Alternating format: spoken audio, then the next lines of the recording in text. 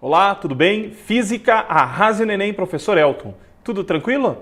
Hoje nós vamos discutir um pouquinho de calorimetria. Vamos conceituar o que é calor e o que é temperatura. Lembra da aula passada que nós analisamos a termometria? Nós vimos como foram construídos os termômetros e observamos as escalas termométricas e as equações de transformação, as equações termométricas que permitem a conversão de uma unidade térmica em outra. Lembra dessa aula passada? Hoje a gente vai olhar mais para a questão do calor. O que é o calor? Eu já fiz uma distinção breve na aula passada, para a gente não sair já nessa revisão de física confundindo, misturando o que é calor e o que é temperatura. Lembra disso? Hoje a gente vai dar mais uma olhadinha, mas vamos relembrar o conceito de temperatura também, de novo, visando não confundir um conceito com o outro, tá ok? Vamos para a tela, vamos dar uma olhadinha? Acompanha lá. Física, calorimetria, eu coloquei nessa imagem o Sol, uma fonte de calor para o nosso planeta, não é isso? Aquecendo o nosso planeta, permitindo que façamos e convertamos alguma energia luminosa, energia térmica em outras modalidades de energia que tanto nós necessitamos, como a energia elétrica, por exemplo, não é isso? Então tá aí uma foto do nosso Sol. Se relembrando, como eu tinha dito para vocês, a gente vai relembrar um pouquinho o conceito de calor. Então calor é energia térmica em trânsito que flui do corpo de maior temperatura, veja que isso é importante, para o de menor temperatura. Até quando que esse fluxo de calor vai existir entre os corpos? Ora, enquanto houver diferença de temperatura. Então daqui a gente pode relembrar que a temperatura do corpo A é maior que a temperatura do corpo B, obviamente. Por quê? Porque o fluxo de calor sempre vai do mais quente para o mais frio, não é isso? Então o fluxo de calor está indo naquela direção de A para B. Então reparem que a temperatura de A é realmente maior que a de B. Tá ok? Tranquilo? Até quando que esse fluxo existe, ocorre? Até que exista o equilíbrio térmico. O que a gente vai entender aqui por equilíbrio térmico? Quando a temperatura do corpo A igualar-se à temperatura do corpo B. Uma das coisas que a gente vai discutir na aula de hoje é a ideia de que quem cede calor resfria e quem recebe calor aquece. Então a temperatura de A está diminuindo e a temperatura de B está aumentando justamente por receber calor. Tranquilo? Tudo certo? A gente tinha visto um desenho muito parecido na aula passada. Relembrando que calor, então, é uma forma de energia em transição, que sempre vai fluir do corpo de maior temperatura para o corpo de menor temperatura. Já o que é temperatura? Temperatura mede o grau médio da agitação das moléculas que constituem o corpo. Tá ok? Então, quanto mais agitadas estiverem as moléculas que constituem um corpo, maior é a temperatura que esse corpo exibe, certo? À medida que você vai retirando, você vai resfriando, que o calor vai sendo retirado, não que o calor estava guardado lá, não. Eu já falei isso para vocês na aula passada. Toda vez que trouxer a ideia de que calor está contido, é um conceito falso, é uma afirmação falsa. Cuidado, o calor nunca está contido. O calor é uma forma de energia em transição, que está viajando do corpo mais quente para o corpo mais frio, certo? Professor, mas então como é que essa energia fica guardada, armazenada no corpo? Na forma da energia cinética de vibração, de rotação, por exemplo, das moléculas, certo? Mas vamos nos ater à questão da agitação. Então, quanto mais agitadas estiverem essas moléculas, maior é a temperatura que o corpo exibe. Então, quando o calor chega e incide sobre esse corpo, ele é transformado, através da realização de trabalho, do campo elétrico, isso é uma questão para a gente discutir mais tarde, da onda eletromagnética, da radiação, que é o calor, agitando essas moléculas. Então, a energia térmica é convertida, transformada em energia cinética de vibração, de movimento das moléculas nesse corpo. Tá ok? Então, a temperatura mede isso, mede o grau de agitação média das moléculas. Tá ok? Não confundir temperatura com calor, por favor. Vamos voltar lá? Então, olha só. Próximo. Conceito da capacidade térmica, bastante importante para quem vai analisar calor e transformações térmicas, né? A capacidade térmica de um corpo indica a quantidade de calor, que a gente vai representar, né, pela letra Q, que é necessário fornecer ou retirar, né? Você fornecer para o corpo ou retirar dele, de um determinado corpo, para que ocorra uma variação de temperatura igual à unidade. Então, a capacidade térmica, ela vai ajudar a gente a medir qual é a quantidade de calor que eu preciso ceder ou retirar de um corpo. Cuidado com a palavra retirar, porque retirar da ideia que o calor estava guardado lá. Não tá, mas é transformar a energia média das moléculas em calor, não é isso? Então, essa energia que eu vou retirar de lá, A capacidade térmica justamente mede a quantidade que eu preciso tirar dessa energia de lá para que tenha uma variação de 1 grau Celsius, tá? Ou da unidade, dependendo em qual unidade você estiver trabalhando. Tá ok? Tranquilo? Então, de novo, olha só, voltando lá. A capacidade térmica vai indicar a quantidade de calor que a gente precisa ceder ou retirar para que esse corpo exiba uma variação de temperatura igual à unidade. Tá ok? Quando eu falo unidade, eu estou falando, obviamente, de 1, né? Fica variar de 1 grau Celsius, variar de 1 Kelvin e assim vai. Então, veja se a gente pode traduzir esse texto de forma matemática. C maiúsculo vai representar para a gente a capacidade térmica, que é a razão entre a quantidade de calor dividido pela variação de temperatura que esse corpo sofreu. A unidade da capacidade térmica é a caloria por grau Celsius, certo? Você já deve estar reparando que essa não é uma unidade do Sistema Internacional, eu diria que ela é uma unidade usual. No Sistema Internacional, se você estiver curioso, né? Qual seria? Unidade de energia, que seria o Joule, dividido pela unidade de temperatura, que seria o Kelvin. Então, o Joule por Kelvin seria a unidade de capacidade térmica no Sistema Internacional, certo? Por que você não colocou aí, então, Elton? Porque não é usual, certo? A gente acaba não utilizando essa unidade, a não ser que você esteja trabalhando só no Sistema Internacional, tá ok? Mas é bastante usual a caloria por grau Celsius, tudo bem? Claro que, então, a quantidade de calor em caloria e a variação de temperatura em graus Celsius. Se você quiser, quantidade de calor em Joule no Sistema Internacional e a temperatura em Kelvin, dando Joule por Kelvin para a capacidade térmica. Tranquilo, gente? Tranquilo? Então, veja só. Continuando. Então, essa é a capacidade térmica. E você há de convir comigo, isso é importante a gente discutir. Você há de convir comigo que se eu tiver 1 litro de leite numa jarra e tiver 5 litros de leite em uma jarra, você concorda que a capacidade térmica dos dois corpos é diferente? Para pensar um pouquinho. Imagine que os dois estejam a 20 graus Celsius, tudo bem? E você quer levar as duas quantidades de leite, 1 litro e 5 litros, a 21 graus Celsius. Para qual deles você vai ter que fornecer uma quantidade de calor maior para conseguir a mesma variação de temperatura? Ora, claro, para o recipiente onde você tem maior volume de leite, maior massa de leite, até melhor dizendo, certo?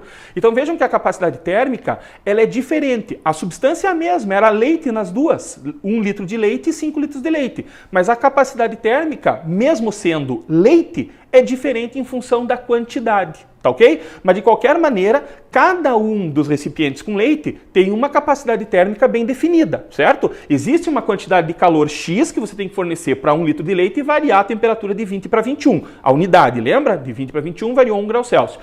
E existe uma quantidade de calor maior, mas também bem definida, para que eu também possa avaliar isso através da capacidade térmica, para variar aqueles 5 litros de leite de 20 para 21, tá ok? Mas é interessante observar que a substância é a mesma, leite, mas você tem capacidades térmicas diferentes em função da diferente quantidade, as diferentes massas de leite em cada um dos recipientes. Tá claro? É bacana pensar nesse sentido. Beleza? Vamos adiante?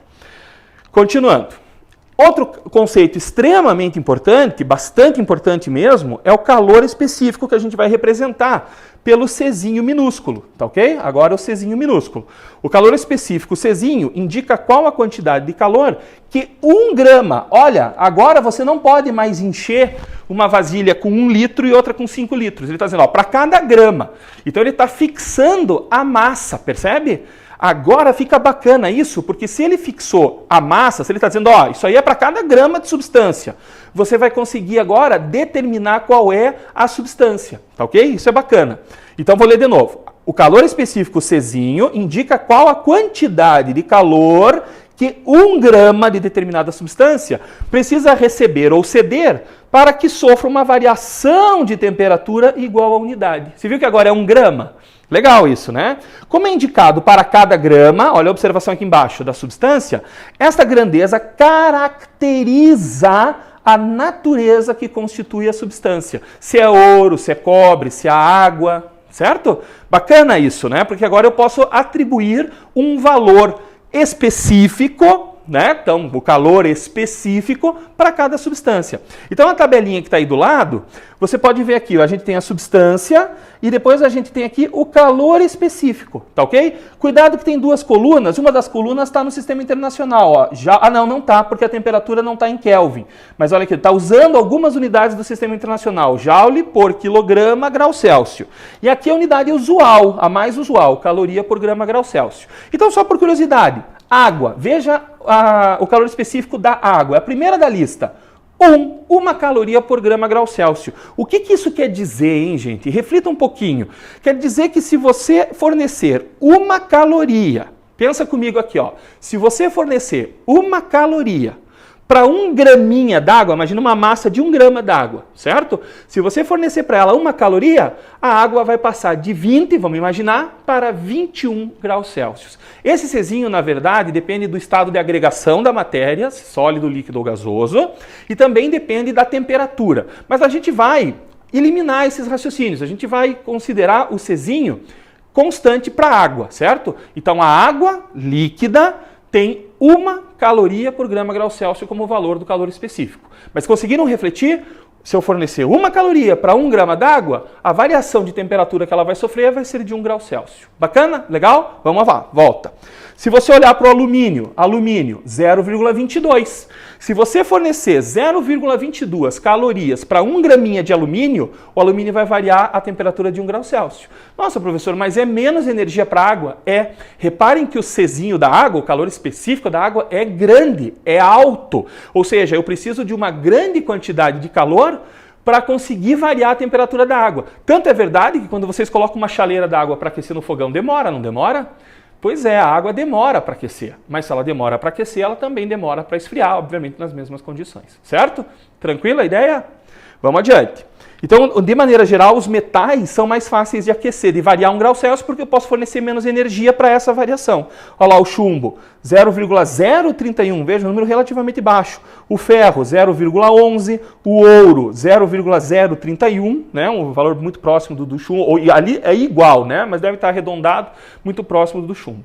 Bacana a ideia do calor específico, gente. Então, é a quantidade de calor que eu preciso fornecer para 1 grama para que ela tem uma variação de 1 grau Celsius. Tá ok? Tranquilo? Vamos adiante.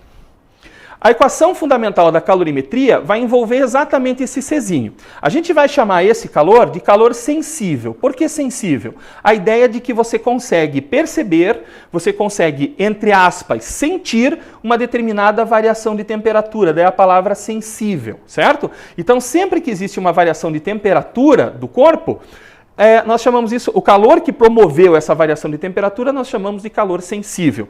E a equação que me permite calcular a quantidade de calor em função da massa do corpo, do calor específico dela. E lembra que o Czinho especifica qual é a substância. E depende também da variação de temperatura. Então essa é a famosa equaçãozinha do que macete. Equaçãozinha do que macete. Fácil de lembrar, não é isso? Equaçãozinha do que macete. Reparem que se a variação de temperatura for positiva, for maior que zero, o que é uma variação de temperatura maior que zero? A temperatura aumentou. Lembre que variação em física é final menos inicial. Se ela é positiva é porque a final é maior que a inicial. Então a temperatura aumentou, tá ok? Volta lá. Então, se a temperatura aumentou, isso quer dizer que a quantidade de calor que foi cedido pelo corpo, foi recebido, melhor dizendo, pelo corpo, é positiva também, né? Então isso indica calor que foi recebido, porque só quem recebe calor pode aquecer, quem cede calor resfria. É o que a gente vai ver embaixo, ó. Se a variação, deixa eu apagar isso aqui, se a variação de temperatura é negativa, menor que zero, o corpo resfriou. A temperatura final agora é menor do que a temperatura inicial, o corpo esfriou. Isso quer dizer que a quantidade de calor é negativa, isso indica que o calor foi perdido. Uma palavra até melhor que perdida é cedido. O calor foi cedido para o meio, tá certo? Tudo bem a ideia? Então isso permite a gente analisar se o corpo aquece ou se o corpo esfria. Quem cede calor e quem recebe calor. Existe um outro conceito importante que é o princípio geral das trocas de calor. Então ele diz assim, quando dois ou mais corpos trocam de calor entre si em um sistema termicamente isolado, sistema termicamente isolado nós chamamos de calorímetro. Você tem na tua cozinha um calorímetro. A garrafa térmica é um calorímetro. Pode não ser perfeito, você pode colocar o café quentinho agora, amanhã de manhã já está frio. Então ele pode não ser um calorímetro perfeito, certo?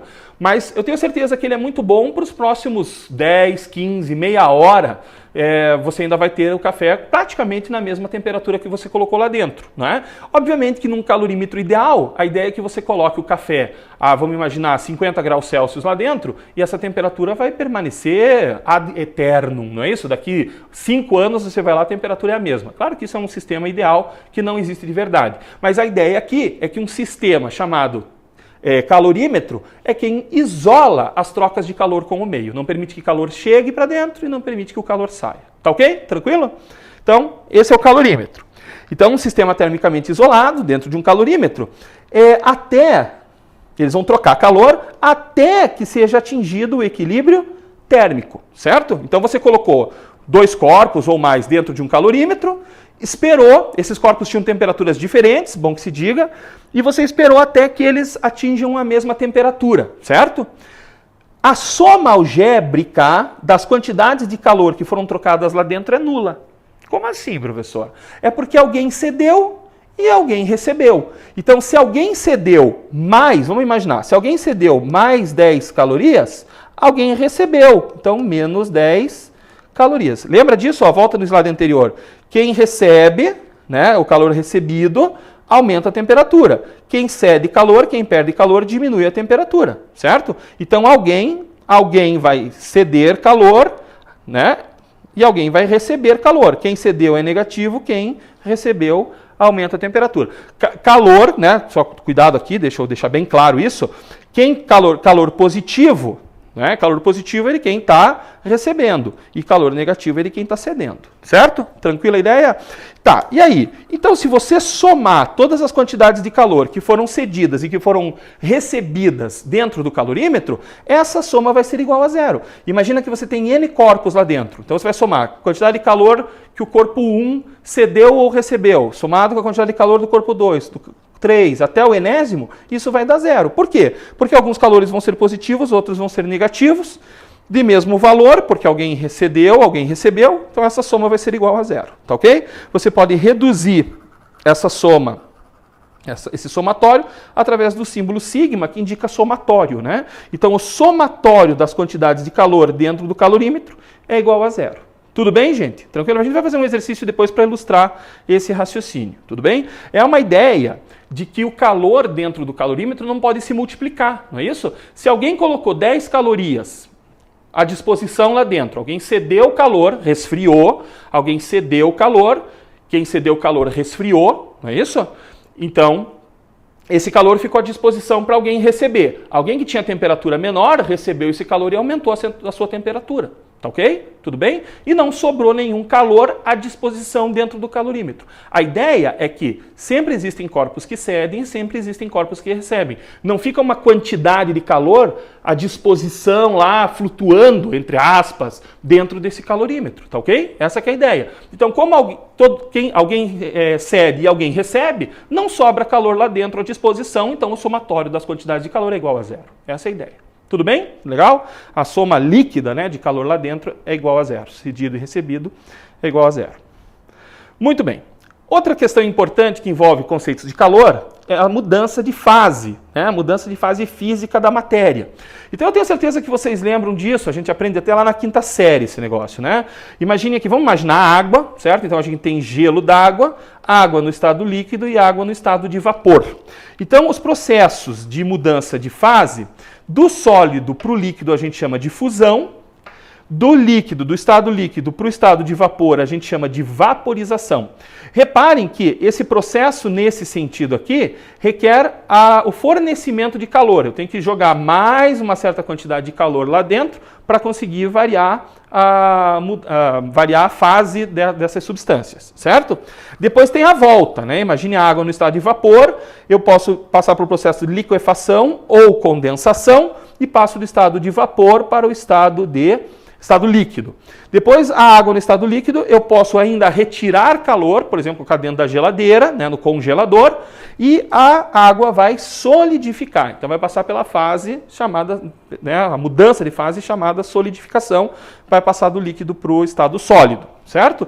E eu posso fazer isso direto. Existe a condição de ir direto, né, através da sublimação. Por exemplo, a naftalina, né, ela passa do estado sólido para o estado de vapor, sem passar pela fase líquida, não é isso? Os professores de química gostam de comentar bastante essa questão da naftalina.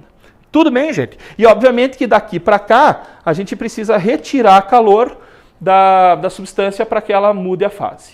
Certo? Tranquilo? Tenho certeza que isso foi só um jeitinho de relembrar as coisas com vocês. Eu sei que essas coisas vocês guardaram, certo? A curva de aquecimento, ela vai mostrar para a gente qual foi a variação de temperatura em função da quantidade de calor que foi cedida para o corpo. Cedida porque ele está aquecendo. Na verdade, o corpo está recebendo calor. Eu cedi calor para esse corpo e, obviamente, esse corpo está recebendo para mudar a temperatura para mais. Né? Está aumentando a temperatura.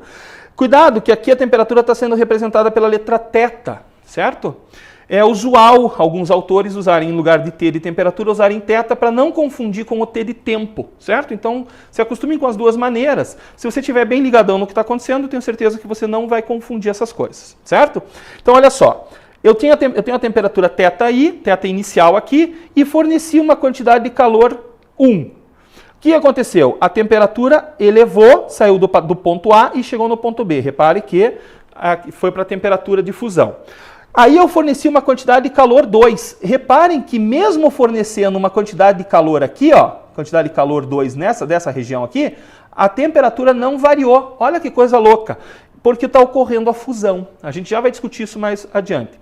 Aí eu forneci uma quantidade de calor 3, repare que a temperatura aumentou e chegou na temperatura de ebulição, né? Ou ebulição aqui não é um termo bacana, qual é a palavra legal? Vaporização. Lembra?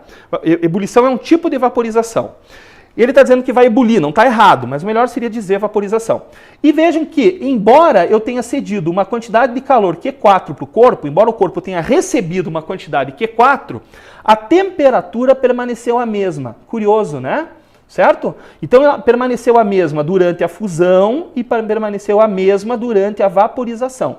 E depois que vaporizou completamente a substância, eu forneci ainda uma quantidade de calor Q3 e reparem que houve de novo uma variação de temperatura até uma temperatura que ele chama de θF aqui, θ final, até o ponto F, certo? Então é curioso que eu tenha conseguido fornecer certas quantidades de calor sem que tenha ocorrido variação de temperatura, certo? Então vamos discutir um pouquinho isso no próximo slide. Isso ocorreu porque nós fornecemos um calor chamado calor latente. O calor latente de uma substância, né, o calor latente em uma mudança de fase, ela vai medir simplesmente, numericamente, a quantidade de calor trocada por uma unidade de massa da substância durante a mudança de fase. Ou seja, professor, não sei se eu entendi isso. Então vem cá. Você tinha lá 1 graminha de gelo, de água. Estamos pensando em água, tá? Tem 1 graminha de gelo.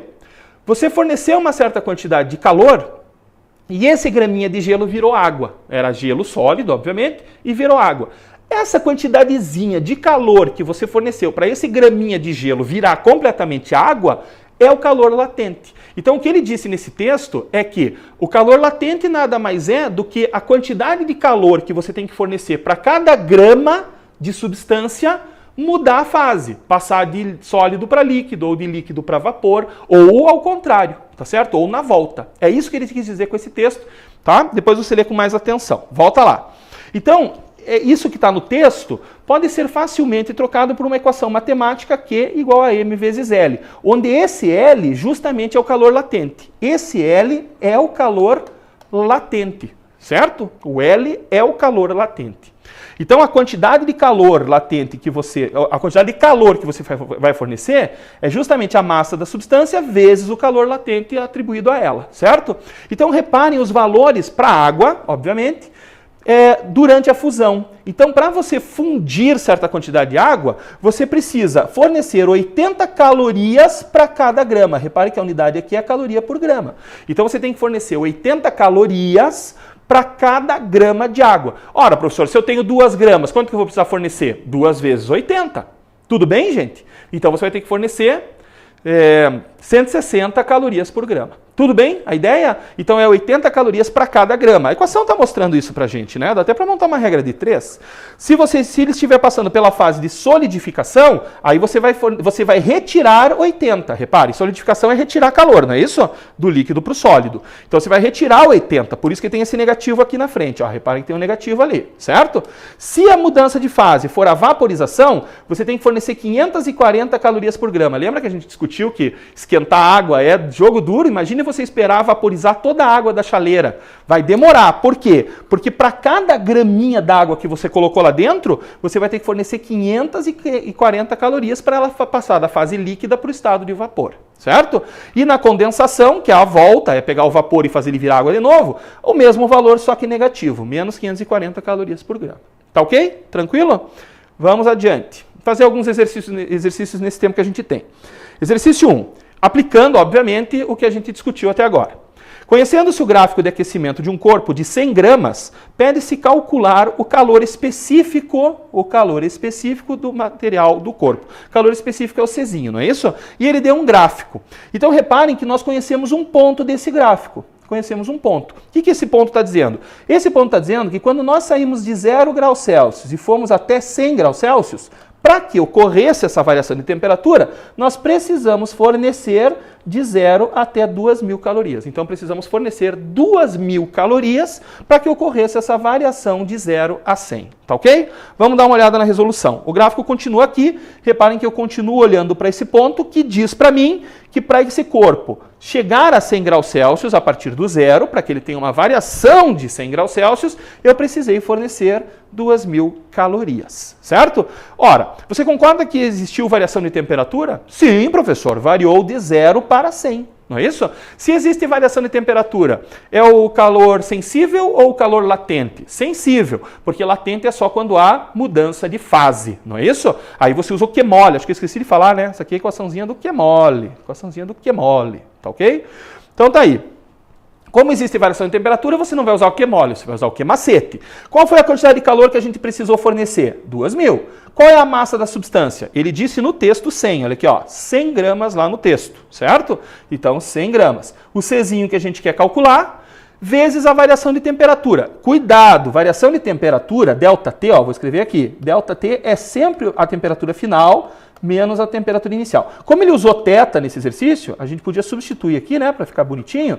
Eu usei o T aqui para ficar igual à equação, mas a gente poderia substituir para θ final menos θ inicial, certo? Tudo bem? Então é isso. 100, qual a temperatura final? Olha para o gráfico. Olha para o gráfico. Temperatura final do corpo, 100. Temperatura inicial, 0. Então 100 menos 0. 2.000 é igual a 100 vezes o Czinho vezes 100 da variação de temperatura. Tudo bem? 100 vezes 100, 10.000. Passa o 10.000 dividindo para isolar o Czinho. Cuidado que nessa hora não muda de sinal. Cuidado aí, tá? Depois você pode cortar 3 zeros aqui, corta 3 zeros aqui. Você pode simplificar 1/5, né? Você pode simplificar por 2, se você preferir. Ou rapidinho, 2 divididos por 10, 0,2. E cuidado com a unidade. Caloria por grama grau Celsius, que é a unidade do Czinho. Marcamos então a letra B. Tranquilo, gente? 0,2 calorias por grama grau Celsius. O que isso quer dizer? Que se você tiver 1 grama dessa substância e você fornecer a ele 0,2 calorias de energia, de calor, ele vai variar a temperatura de 1 grau Celsius. Tá ok? Essa que é a ideia desse Czinho. É isso que esse Czinho está te trazendo como de informação. Vamos adiante. Exercício 2. Um corpo é colocado em presença de uma fonte térmica de fluxo 2 calorias por segundo. Olha, interessante, isso aqui é um fluxo. Imagine a chama do fogão. A chama do fogão, a cada segundo, fornece 2 calorias de energia térmica, certo? É uma potência isso, na verdade, né? O gráfico do aquecimento em função do tempo, em minutos, é o apresentado a seguir. Sendo 60 gramas a massa do corpo, determine o calor específico do material que o constitui. Então ele de novo quer saber qual é o calor específico. Só que agora você tem uma questão de potência. Potência é a quantidade de energia cedido na unidade de tempo. Para não confundir, eu escrevi delta tempo, tá? Então, a variação de tempo. Qual é a potência? Qual é a taxa na qual a energia é cedida? Ah, professor, 2 calorias por segundo. Isso, a chama do fogão, vamos imaginar, está fornecendo 2 calorias a cada segundo. Isso é igual a Q dividido por 360. Multiplica cruzado, então você tem que a quantidade de calor que ele forneceu em 360 segundos foi de 720 calorias, certo? Então ele forneceu 720 calorias em 360 segundos. Tudo bem? Por que 360 segundos? Né? Porque foi a variação de tempo, não é isso? Tá ok? Porque foi a variação de tempo. Aqui, ó, de 0 para 6 minutos, tá? Então, nesse intervalo de tempo aqui, eu tive uma variação de temperatura de 20 para 50. Então, eu tive uma variação de temperatura de 30 graus Celsius. Isso em 6 minutos.